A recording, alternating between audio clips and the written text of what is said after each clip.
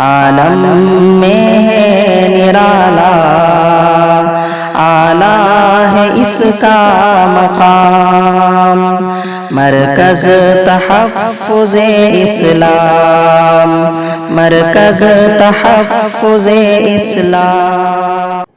الحمدللہ نحمده ونستعینه ونستغفره ونؤمن به ونتوکل علیہ ونعوذ باللہ من شرور انفسنا ومن سیئات اعمالنا، من یهده اللہ فلا مضل له ومن یضلل فلا ہادی له، واشهد ان لا الہ الا اللہ وحدہ لا شریک له، واشهد ان سیدنا ومولانا محمدا عبدہ ورسولہ صلی اللہ علیہ وسلم۔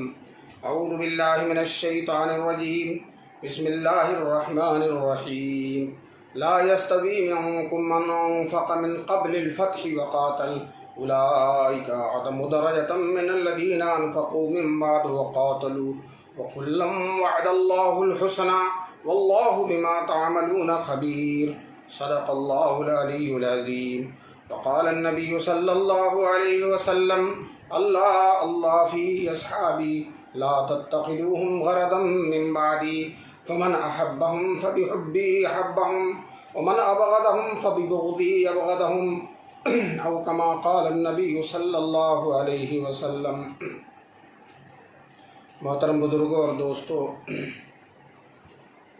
اللہ کا لاکھ لاکھ کرم ہے، احسان ہے کہ یہ ادارہ جو مرکز تحفظ اسلام ہند کے نام سے ہے، جو ماشاءاللہ سرزمین بنگلور سے خدمات انجام دے رہا ہے، اور ملک کے چپے چپے ہی نہیں، باہر تک ملک کے بیرونی ممالک تک اس کا فیض پہنچ رہا ہے، اور لوگ اس سے فائدہ اٹھا رہے ہیں۔ حق کو روشن کیا جا رہا ہے، باطل کا جواب دیا جا رہا ہے، اور خاص طور سے اہل سنت والجماعت کے نظریات کو فروغ دیا جا رہا ہے، اور صحابہ کرام رضوان اللہ علیہ مجمعین کی عدالت، ان کی عظمت اور ان کی شان اور رتبے کا بیان بہت ہی خوبی کے ساتھ اس ادارے کے پلیٹ فارم سے کیا جا رہا ہے۔ اللہ تبارک تعالیٰ اس ادارے کو، اس کے سارے کارکنان کو اور سارے معاونین کو پوری ملت کی طرف سے بہترین بدلہ نصیب فرمائے۔ یہ ادارہ ہم سب کی مبارکبادی کا حقدار ہے۔ آج کی تقریر کا موضوع صحابہ کرام رضوان اللہ علیہ مجمعین کی عظمت اور ان کی شان اور ان کا رتبہ اور درجہ بیان کرنا ہے۔ دوستو، صحابہ کرام کی عظمت کے لیے، ان کی عزت اور ان کی رفعت شان کے لیے یہی کافی ہے کہ اللہ تبارک تعالیٰ نے قرآن میں بار بار مختلف جگہوں پر بڑے ہی وجد آفری انداز میں، بڑے ہی عظمت کے ساتھ اللہ تبارک تعالیٰ نے صحابہ کرام کا تذکرہ کیا ہے۔ آپ قرآن کی مختلف صورتیں، مختلف پارے دیکھیے، جگہ جگہ اللہ تعالیٰ نے صحابہ کرام کے رتبے اور درجے کو بیان کیا ہے۔ میں نے ابھی جو آیت پڑھی تھی، اللہ تبارک تعالیٰ نے صحابہ کرام کے بارے میں فرمایا، لا یستوی منکم من انفق من قبل الفتح وقاتل، تم میں کے آپس میں برابر نہیں ہو سکتے وہ لوگ، ان لوگوں کے جنہوں نے فتح مکہ سے پہلے اللہ کے راستے میں مال خرچ کیا اور اللہ تعالیٰ کے راستے میں جہاد کیا۔ کیوں؟ فتح مکہ سے پہلے مسلمانوں کی تعداد کم تھی، وہ کمزور تھے، ناتواں تھے، اور ہر طرف سے دشمنوں کی الغار تھی، دشمنوں کی تعداد زیادہ تھی، اور دشمنوں کے حملے اور ان کے طعن و تشنیع اور اسی طرح سے ان کی ایذا رسانیوں کا سلسلہ بہت دراز تھا۔ ان حالات میں جن صحابہ کرام نے دین کی خدمت کی، اللہ کے رسول پاک صلی اللہ علیہ وسلم کی رفاقت کا حق ادا کیا، اور اللہ کے راستے میں اور اللہ کے رسول صلی اللہ علیہ وسلم کی محبت کے راستے میں طرح طرح کی قربانیاں دیں، مال کو چھوڑا، اولاد کو چھوڑا، گھر بار کو چھوڑا، رشتہ داروں کو چھوڑا، اپنے وطن کو چھوڑا، اور ہر طرح جو بھی مسائل پیش آئے ان کو خندہ پیشانی کے ساتھ برداشت کیا۔ ان کی خدمات عظیم ہیں، ان کا رتبہ بڑا ہے۔ تو اللہ تعالیٰ کہتے ہیں فتح مکہ کے پہلے जिन सहाबा ने जिहाद किया, क़िताल किया, माल कुर्बान किया, उनका दर्जा बड़ा है उन लोगों से जो ईमान लाए फ़तह मक्का के बाद और उन्होंने अपने माल को खर्च किया और अल्लाह के रास्ते में जिहाद किया। लेकिन आगे अल्लाह ताला फरमाते हैं कुल्लम वादल्लाहुल हुस्ना, अल्लाह ने हर एक से जन्नत का वादा किया, चाहे वो फ़तह मक्का से पहले वाले सहाबा हों जिसमें हज़रत अबू बकर हैं, हज़रत उमर हैं, हज़रत उस्मान हैं, हज़रत अली हैं, हज़रत साद हैं, हज़रत ज़ुबैर हैं, हज़रत तलहा हैं और बेशुमार सहाबे किराम हैं। तो वो लोग हैं जिन्होंने फ़तह मक्का से पहले माल खर्च किया और जिहाद किया और कुर्बानियाँ दी। और बहुत से सहाबा जिन्होंने फ़तह मक्का के बाद, जिसमें हज़रत सैयदना मुआविया रज़ियल्लाहु ताला अन्हु, उनके वालिद मोहतरम सैयदना अबू सुफियान हैं और बहुत सारे सहाबा हैं, एक बड़ी तादाद है। तो अल्लाह ताला ने इन दोनों को एक साथ मिलाकर कहा कि दोनों में फ़र्क है, पहले वाले ज़्यादा बड़े हैं लेकिन दूसरे वाले भी बड़े हैं, और नतीजे के एतबार से अल्लाह तबारक ताला ने दोनों के लिए जन्नत का वादा किया। तो वो भी बड़े और वो भी बड़े, एक बहुत बड़े एक उनसे कम बड़े, लेकिन बड़े सबके सब हैं। और अल्लाह ताला ने सबके लिए जन्नत का क्या किया वादा, किसी सहाबी का इस्तिस्ना नहीं किया।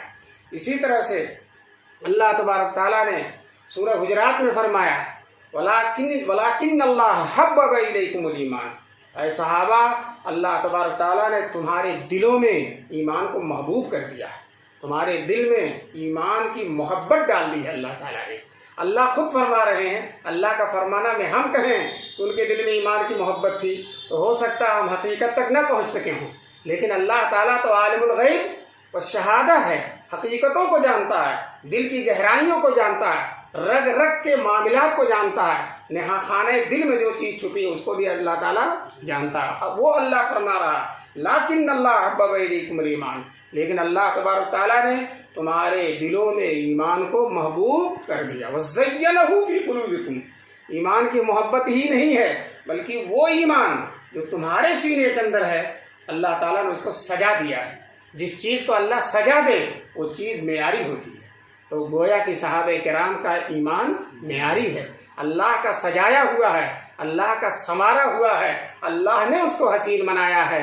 और जिस चीज़ को अल्लाह संवार दे, जिस चीज़ को अल्लाह सजा दे और जिस चीज़ को अल्लाह हसीन बना दे उसके मेयार होने में और सबसे बुलंद होने में कोई शुबहा नहीं है। और आगे फरमाते वकर्रह इलैकुमुल कुफ्र वल फुसूक वल इस्यान, और अल्लाह तबारक ताला ने तुम्हारे दिलों में नफरत डाल दी है कुफ्र से और इसी तरह से फिस्क व फुजूर से, वल इस्यान और ना फरमानी से। अब अगर कोई आदमी कहता है कि सहाबा में भी बाज़ मुनाफिक थे तो उस शख्स ने कुरान को समझा ही नहीं, कुरान की उसको हवा ही नहीं लगी, बल्कि वो शख्स कुरान से, कुरानी बातों से, कुरानी असरार व रमूज से, कुरानी तालीमात से कोसों दूर है वो शख्स जो कहता है। अल्लाह ताला तो कहते हैं हमने ऐ सहाबा को कहा कि हमने तुम्हारे दिल में कुफ्र से नफरत डाल दी है, फुसूक से नफरत डाल दी है और इस्यान से नफरत डाली। जब उनके दिल में कुफ्र से नफरत है, अल्लाह ने डाली है, फुसूक से नफरत है, ईमान से नफरत है, तो कोई आदमी अगर ये कहता है कि उनमें से कोई शख्स सहाबी मुनाफिक भी थे तो उस शख्स ने न अल्लाह को समझा, न अल्लाह के रसूल को समझा और न सहाबा को समझा, न कुरान को समझा। वमा क़दरुल्लाह हक़्क़ क़द्रिही का वो शख्स मिस्ताक है, उसने अल्लाह ताला के रुतबे और शान को समझा ही नहीं। अल्लाह ताला इस तरह के लोगों को, बड़बोले लोगों को और ज़बान दराज लोगों को अल्लाह तबारक ताला हिदायत नसीब फरमाए और उनको अपने आमाल साबिक़ा और अक़वाल साबिक़ा पर तौबा की तौफ़ीक़ नसीब फरमाए। वरना इस तरह के लोगों का ईमान जो है और इनके ईमान का जो मेयारी ईमान वालों से अपना ईमान अलग रखता है तो शायद अल्लाह ताला भी उसके ईमान को अलग कर दे और इसके ईमान को अल्लाह तबारक ताला अपने साथ न जोड़े। इसलिए हमको सहाबा से जुड़ कर चलना है, सहाबा से मिलकर चलना। सहाबा की वही तनकीद करते हैं, सहाबा पर वही ज़बान दराज करते हैं जिनके दिल में इस्लाम से नफरत होती है, रसूल पाक से नफरत होती है। आज तक 1400 साल में किसी ने ये ताबीर नहीं इख्तियार की कि मोमिन सहाबा और मुनाफिक सहाबा, वो मुनाफिक है तो सहाबा ही किस तरह से हो सकता है, सिर्फ साथ रहने की वजह से सहाबा। अगर ये है तो फिर आज कल कहेगा काफिर सहाबा, اس لیے کہ حضور ابو جہل بھی ساتھ ہوا ہے، ابو لہب کا بھی ساتھ ہوا ہے، تو جو ساتھ ہو جائے وہ صحابی نہیں ہے۔ ایمان کے ساتھ جس کا ساتھ ہو نبی پاک صلی اللہ علیہ وسلم سے، اس کو کیا کہتے ہیں؟ صحابی۔ اس نے نہ قرآن سمجھا، نہ حدیث سمجھا، نہ رسول سمجھا، نہ ایمان سمجھا، نہ اللہ کو سمجھا، نہ اسلامی اصطلاحات کو سمجھا، نہ 1400 سال سے امت کے تواتر اور امت کے عمل کو سمجھا اس شخص نے۔ بہرحال اس طرح کے لوگوں سے اللہ تبارک تعالیٰ ملت کو بچائے، امت کو بچائے، اور ان کے شرور و فتن سے ہمارے ذہنوں کو اللہ تبارک تعالیٰ ہر طرح سے محفوظ فرمائے۔ جو ہے امام نسائی رحمۃ اللہ علیہ سے سوال کیا گیا، اور یہ سوال و جواب امام نسائی کا جو ہے علامہ مزی نے اپنی کتاب میں تہذیب الکمال میں لکھا ہے کہ کسی نے امام نسائی سے پوچھا کہ حضرت معاویہ اور دوسرے صحابہ کے بارے میں، تو انہوں نے صاف صاف جواب دیا، اما الاسلام فقدار لہو باب، اسلام ایسا دروازہ، ایسا گھر ہے جس گھر کے کیا ہوتے ہیں؟ دروازے۔ بہت سا گھر ایسا بنا، ابھی دروازہ نہیں لگا، لیکن اسلام ایسا گھر ہے جس میں اللہ نے اس کی حفاظت کے لیے کیا لگا دیا؟ دروازہ لگا دیا ہے۔ باب الاسلام یا صحابہ، اور اسلام کے دروازے کون ہیں؟ صحابہ ہیں۔ اب صحابہ صاف صاف ہیں، دیکھیے سارے لوگ الصحابہ کہتے ہیں، اور آج میں کوئی نیا فتنہ پیدا کر رہا اور نئے نئے طرح کے لوگ پیدا ہو رہے ہیں، نئی تحقیقات سامنے لا رہے ہیں، کہہ رہے ہیں منافق صحابہ، اس میں بڑھا رہے ہیں منافق صحابہ۔ جس چیز سے آدمی کو محبت ہوتی ہے اس کا بار بار تذکرہ کرتا ہے، تو منافق ہے اور نفاق ہے، اس لیے منافقین سے محبت ہے، اور منافق کو نفاق کو صحابہ سے بھی جوڑ دیتا ہے۔ بہرحال اسی طرح سے جو ہے بہت بڑے عالم ہیں امام بخاری اور امام ابو داؤد کے استاد ہیں ربیع بن نافع حلبی، ان سے انہوں نے فرمایا سیدنا معاویہ رضی اللہ تعالیٰ کے بارے میں، اما معاویہ تو فستر لاصحاب رسول محمد صلی اللہ علیہ وسلم، معاویہ حضور صلی اللہ علیہ وسلم کے صحابہ کے لیے پردہ ہیں۔ کیا ہیں؟ پردہ ہیں۔ فَإِذَا كَشَفَ الرَّجُلُ السِّتْرَ اِسْتَرَ عَلَى مَا وَرَاهُ، جب آدمی پردہ اٹھا دیتا ہے تو پردے کے اندر کی چیزوں پر جری ہو جاتا ہے۔ چنانچہ جو حضرت معاویہ پر تنقید کرتا، ہم نے دیکھا ہے، سنا ہے کہ وہ شخص پھر جو ہے حضرت عمر پر بھی تنقید کرتا ہے، حضرت ابو بکر پر بھی کرتا ہے، رسول پاک صلی اللہ علیہ وسلم پر بھی تنقید کرتا ہے۔ چنانچہ یہی شخص جو آج کل حضرت معاویہ ان کی دشمنی کو اس نے اپنا وتیرہ بنا لیا، اپنی فطرت بنا لیا اور اپنا وظیفہ بنا لیا ہے، وہ شخص ہم نے دیکھا کہ حضرت ابو بکر پر بھی تنقید کر رہا ہے، حضرت عمر پہ۔ یہ نحوست ہے، یہ وبال ہے حضرت معاویہ پر تنقید کرنے کا۔ جو حضرت معاویہ پر تنقید کرے گا وہ ابو بکر پر بھی کرے، کیوں؟ صحابی سب برابر ہیں۔ جو ایک صحابی کو کہے گا دوسرے صحابی کو بھی کہے گا، جو ایک بھائی کی بدتمیزی کرے گا دوسرے بھائی کے ساتھ بھی گستاخی کرے گا۔ چنانچہ کہتا ہے کہ جب حضور صلی اللہ علیہ وسلم نے مرض الموت میں حضرت ابو بکر و عمر کو بھیج دیا تھا تو یہ لوگ کیوں نہیں گئے؟ بھیج دیا تھا تو کیوں نہیں گئے؟ گویا کہ انہوں نے حضور کی نافرمانی کی۔ دیکھو تنقید کیا نا حضرت ابو بکر عمر، اور میں یہ کہتا ہوں حضور پر بھی تنقید کیا۔ حضور اس کا مقصد یہ تھا کہ ان لوگوں کو بھیج دیں گے اور حضرت علی رہ جائیں گے، وہی میرے بعد خلیفہ ہو جائیں گے۔ گویا کہ حضور پر سازش کا الزام لگا۔ حضور پر کس کا الزام ہے؟ سازش کا۔ اللہ تعالیٰ اس طرح کے لوگوں سے امت کی حفاظت فرمائے۔ اسی طرح سے جو ہے امام ابن تیمیہ رحمۃ اللہ نے لکھا ہے منہاج السنہ میں تاریخ بغداد کے حوالے سے کہ جو ہے ایک رافضی خلیفہ ہارون رشید کے دربار میں پکڑ کر لایا گیا، تو اس سے پوچھا کہ تم کیوں صحابہ پہ تنقید کرتے ہو، کیوں صحابہ کو برا بھلا کہتے ہو، کیا بات ہے، صحابہ نے تمہارا کیا بگاڑا، صحیح بتاؤ۔ چنانچہ وہ تلوار اس کے سامنے تھی، وہ صحیح بولنا اس کے لیے ضروری تھا، تو اس نے اپنے دل کی بات اگل دیا، کہا کہ ہم صحابہ پر اس لیے تنقید کرتے ہیں فَإِنَّمَا نُرِيدُ الطَّعْنَ عَلَى النَّاقِلَةِ، ہم دین کے ناقلین پر، اسلام کے ناقلین پر طعن و تشنیع کرنے کا ارادہ کرتے ہیں۔ کیوں؟ فَإِذَا بَطَلَتِ النَّاقِلَةِ، جب ناقل باطل ہو جائیں گے، راوی باطل ہو جائیں گے، ہم تک پہنچانے والے وسیلہ اور ذریعہ باطل ہو جائیں گے، تو فَأَوْشَكَ أَن نُبْطِلَ الْمَنْقُولَ، تو ہم منقول کو آسانی کے ساتھ باطل کر دیں گے، شریعت کو۔ تو یہ صحابہ پر دیکھیے، آپ بخاری کھولیے، ترمذی کھولیے، حدیث کی ساری کتابیں کھولیے، راوی جس طرح سے حضرت ابوبکر ہیں اسی طرح سے راوی حضرت عثمان بھی ہیں، اسی طرح سے راوی حضرت معاویہ بھی ہیں، حضرت عمرو بن عاص بھی ہیں، سب کے سب راوی ہیں حدیثوں کے۔ اب اگر راوی باطل ہو جائے گا، ناقل باطل ہو جائے گا تو کیا باطل ہو جائے گا؟ منقول باطل ہو جائے گا۔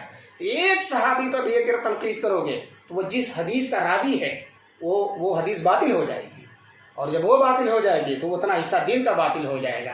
بلکہ صحابی سب برابر ہیں، ایک پر اگر تنقید کرو گے تو سب پر کرو گے۔ اس لیے اہل سنت والجماعت نے قرآن و حدیث کی روشنی میں یہ عقیدہ مستنبط فرمایا ہے کہ الصحابۃ کلہم عدول، صحابہ سب کے سب کیا ہیں؟ عادل۔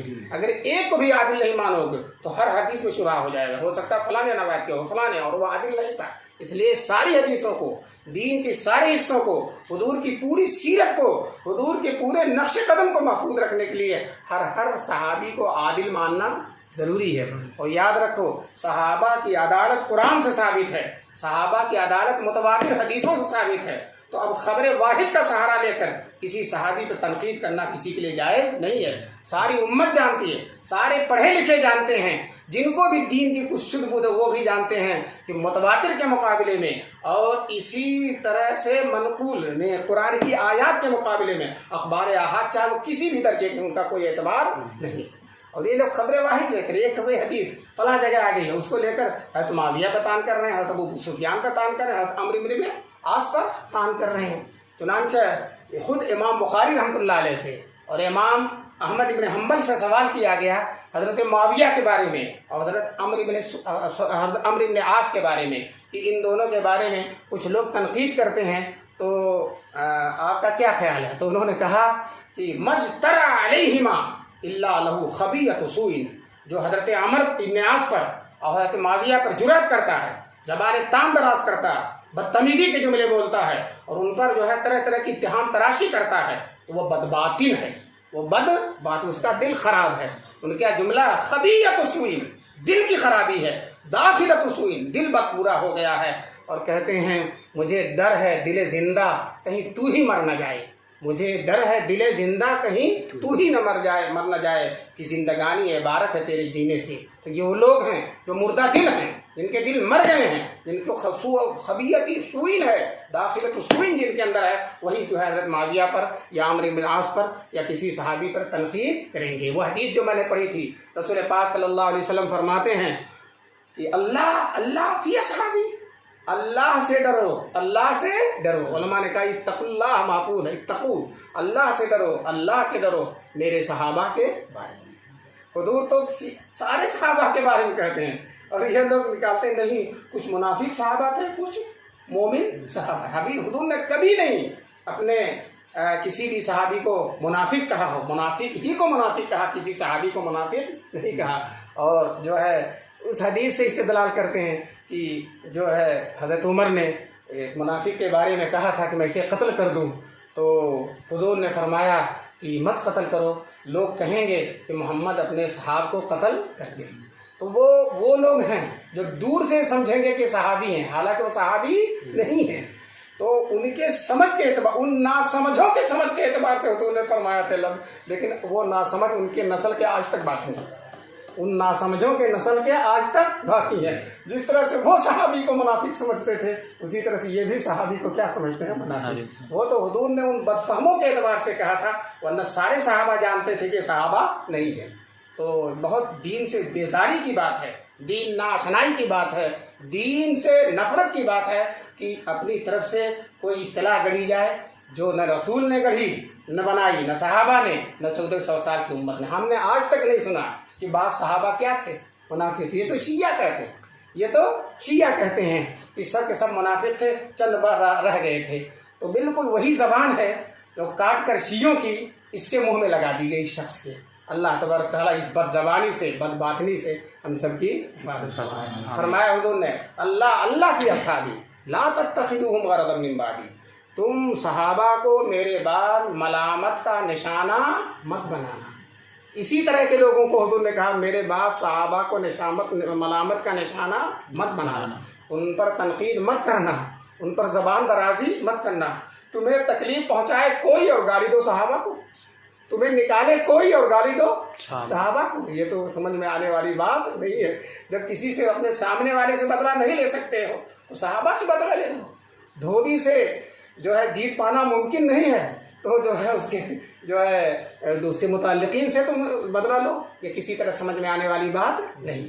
بہرحال جو لوگ اپنے کسی معاصر کے عناد میں صحابہ کو برا بھلا کہتے ہیں اور صحابہ کے سلسلے میں اپنی زبان کو دراز کرتے ہیں، نہ وہ صحابہ کا بگاڑتے ہیں، نہ اپنے معاصر کا بگاڑتے ہیں، نہ اپنے مقابل کا بگاڑتے ہیں، بلکہ اپنی ہی دنیا اور آخرت خراب کرتے ہیں۔ بہرحال میں یہ کہہ رہا تھا کہ کسی بڑے آدمی سے نہ پڑھو، سامنے والے سے نہ پڑھو، اس سے ہمت نہ ہو مقابلے کی، تو جو دور دراز ہے اس کا کوئی متعلق اس کو برا بھلا کہو، یہ انسانیت نہیں ہے، یہ شرافت نہیں ہے، یہ دنات ہے، بدباطنی ہے۔ اللہ تعالیٰ اس سے ہم سب کی حفاظت فرمائے۔ فرمایا حضور نے کہ فمن احبہم فبحبی احبہم، جو صحابہ سے محبت کرے گا، چونکہ میں صحابہ سے محبت کرتا ہوں اس لیے وہ محبت کر رہا ہے، تو میری ان سے محبت کی وجہ سے وہ صحابہ سے محبت کر رہا، یا یہ کہ اس کے دل میں میری محبت ہے اس لیے اس کے دل میں میرے صحابہ سے بھی محبت ہے۔ کیوں؟